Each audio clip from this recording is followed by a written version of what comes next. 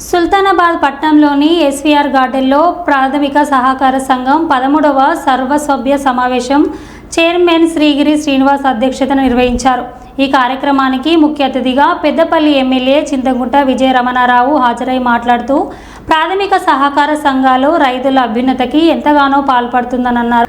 ఈ సంఘాల ద్వారా రైతులు రుణాలు పొంది తిరిగి చెల్లించడం వల్ల సంఘాలు కూడా అభివృద్ధి పథకంలో నడుస్తున్నాయని అన్నారు.